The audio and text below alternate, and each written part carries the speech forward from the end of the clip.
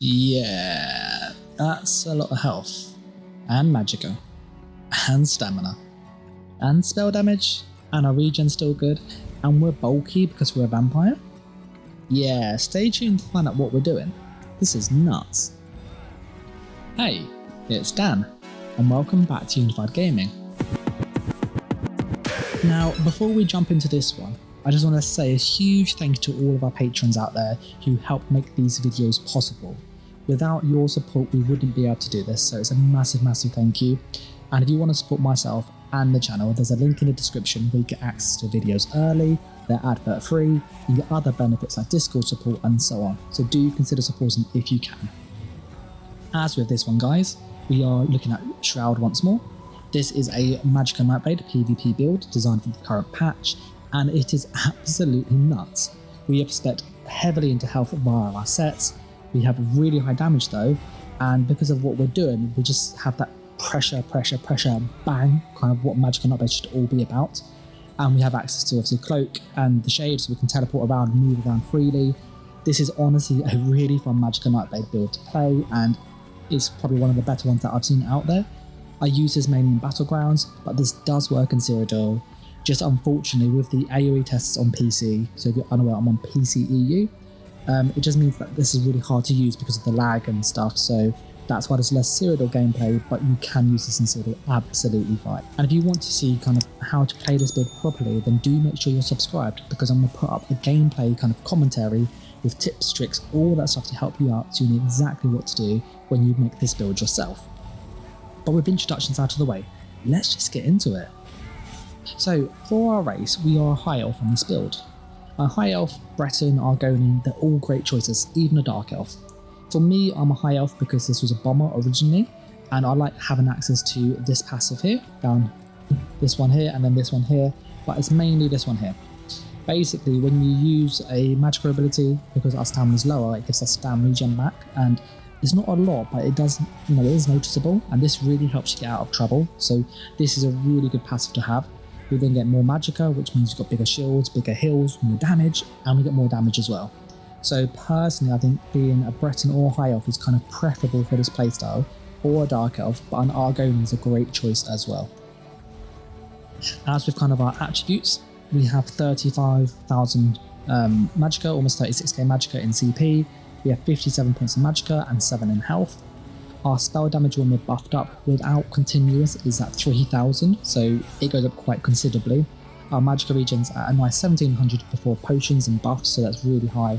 And our armor buffs go to 19k spell and about 18k physical, but we are a vampire stage 3 to give us that extra bulk. And we have 32, almost 33k max health, which is huge. So we have a lot of health in CP, and in no CP it's nearly 28,000 health. So we have lots and lots and lots of health. So this means our heals are really big because of how they scale.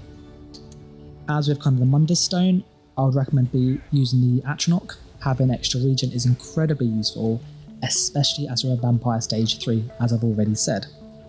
We'll go through this in a moment while we are a stage 3, but Atronach mundus.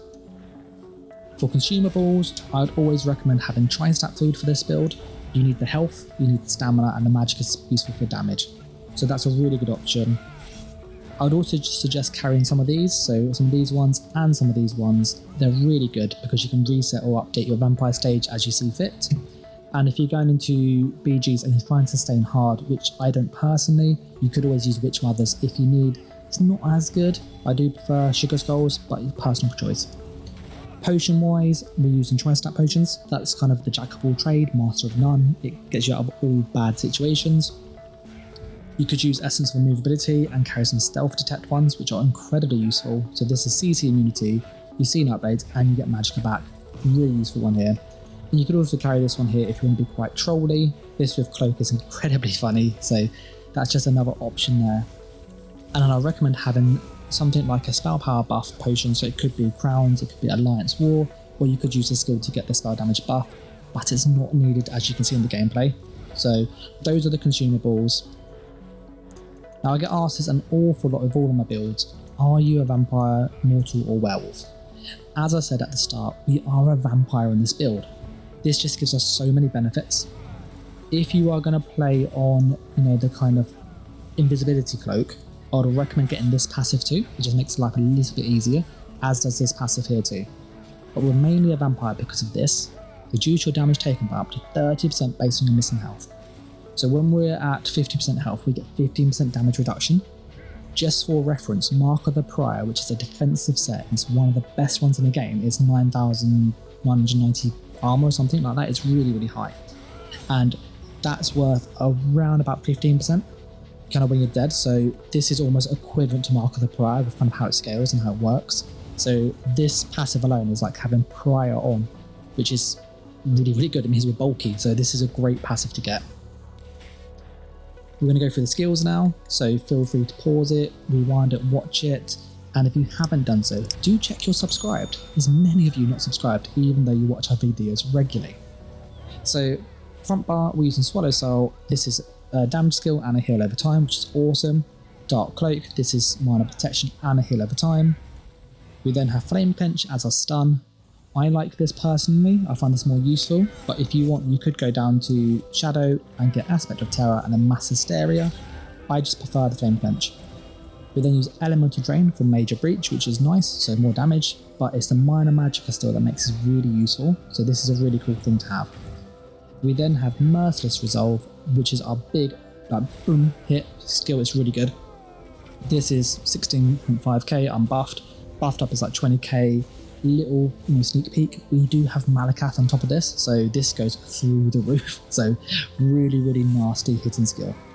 We then have Soul Harvest, which again, that goes up to like 15 to 16k buff, which is awesome, and it's got Major Defile, and it's dirt cheap, so this is a really good one to have. As for the back bar, we're using Siphoning Strikes. This is really useful. If you find stamina though kind of your weakness, just go and change this to Leeching Strikes to Stamina Morph, and you have better stam sustain, so that's always a good little tip. We then use Rapid Regeneration as a kind of oh no burst heal. It's kind of heal over time, but it's still quite bursty, so this is a good one to get. Fully buffed, this is over 20k, so again, this is a really good skill to have. I then use Harness Magicka as a pseudo burst heal. What I found is that because our Magicka pool is still pretty decent, we get a good sized shield. And because we have Undeath, that shield takes 2 or 3 hits, which means you get most, if not all, the regen from this. So this is a really good kind of oh no button. I have tried other things like the Combat Prayer Morph and all that stuff, and it just isn't great. This is more useful personally. So definitely try a shield.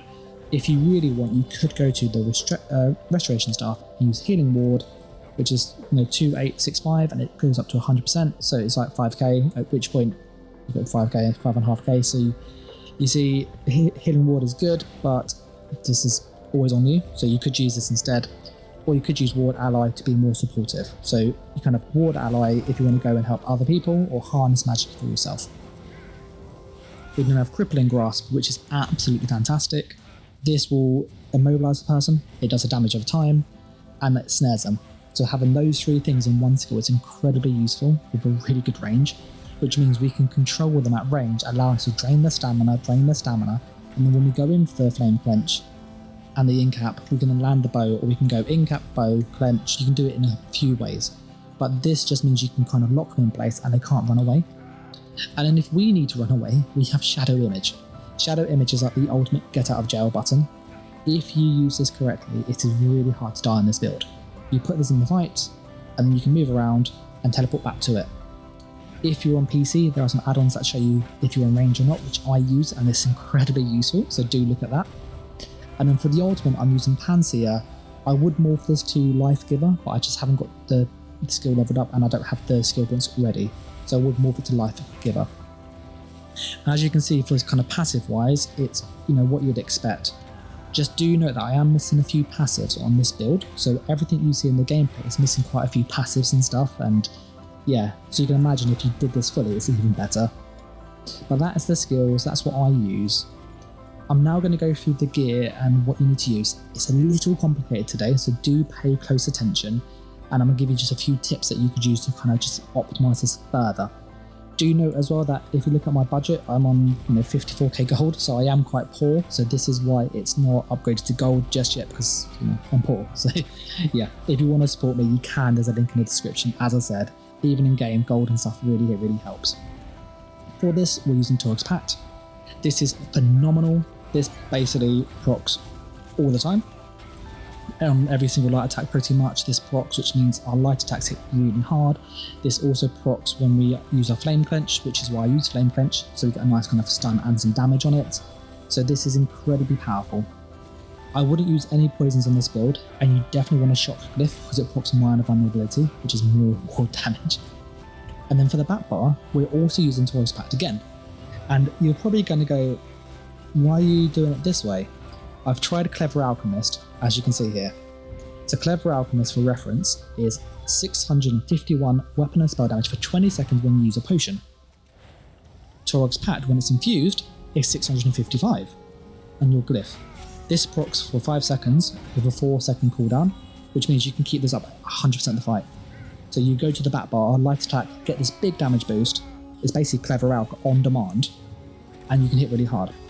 I tried with Clever Alch originally, and the health was there, but I found the damage was very up and down, very sporadic, so Torag's Pact will really fix that on the back bar too, and I changed a few sets to get it just right so we have the health as well. Monster set wise, you have a few options. You have Engine Guardian, which is phenomenal. This is what I'm using currently because I'm missing the damage version, which is Kalmir's Nightmare. I'll put a link in the description. We then use one trainee, which is a bit complicated, on the chest, and we also use the second piece as well. We then have Torag's Pact, as we said, and then we have 2 Endurance, and Endurance is just max health, so you can basically buy this in Arcane, which is awesome, so no transmutation light stones there. You want regen, and then you want spell damage. We're on the Magicka, and you want this Arcane as well. What this lets you do is have a really high stat dense build, so you have really high stats, which means you can cast skills quite freely, you've got loads of health so you're hard to kill, and you get good damage because of Magicka. For the glyphs and stuff, it's Tri-Stat on the head, the chest, and the legs. And ideally you want Impenetrable on everything. I'm just missing some Transmutation Crystals, which I'm saving for next patch. But that's all the kind of how this is set up. The Endurance and the Trainee, they need to be this way around. Endurance is only on weapon sets, so you have to get this in jewelry. This is dirt cheap currently, so buy this whilst it's cheap. Magicka, if you don't have this, you can then put on an extra piece of Trainee if you really want and get the extra stamina. Alternatively, you could change this to another piece of Endurance for the health recovery. It's a bit wasted, so I'd probably go with 3 Ancient Grace and just put some points into health to kind of offset it. But that's for the gear. Just really quickly once more, Torag's Pact Inferno, Shock Glyph, Restoration Torag's Pact, Berserk Glyph, Engine Guardian. You can swap that for Kalmir's Nightmare set. There'll be a link in the description to that. It's a really hard hitting proc, I just don't have it. You want heavy, and then the rest is light. And in pen and all of it, glyphs as you've seen. Feel free to go back, rewind it and check it. But that is the gear. And then for the champion points, this is what I use in CP Cyrodiil. So feel free to pause it, rewind it, change it to your personal playstyle, but this is what I use and it works well for me.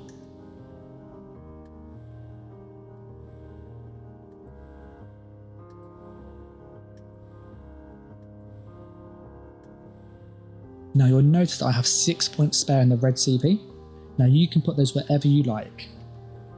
You can get a little bit more crit from resistant, it's not really worth it personally. This can go up a bit. I personally would suggest putting it just into quick recovery, bastion or expert defender, but it's personal choice, so I've just left them loose. That's up to you. But that is the CP there, guys. Now that's kind of the build in a nutshell. As you can see, it's a very stat dense build, as I've said. Loads of health, loads of magicka, good stand pool, good regen, and our spell damage that scales really high up to 3000. Plus we've got that Torag's Pact glyph hitting constantly, so we have a really high damage with Magicka too. So for me, this is the most damagey kind of stat dense build that you can get on Nightblade, and it works incredibly well, as you can see in the gameplay. And if you don't believe me, you can obviously jump into Twitch and see us live there, where we do this every weekend, so you can see, is this his best clip, is it not? You can jump in and check for yourself. But I'm actually going to wrap this video up here. It's long enough as it is, so I want to say a massive thank you to all of our Patreons, and if you want to support myself, the channel, get access to videos early that are advert free and help in Discord and stuff, then do consider supporting us. And likewise, if you just like what we do, then leave a like, leave a comment, let me know what you think. If you don't like it, then let me know too, it really helps. But with that said, guys, I'm going to wrap this one up here. So I'll catch you in the next one. Thanks for watching. Take care and bye.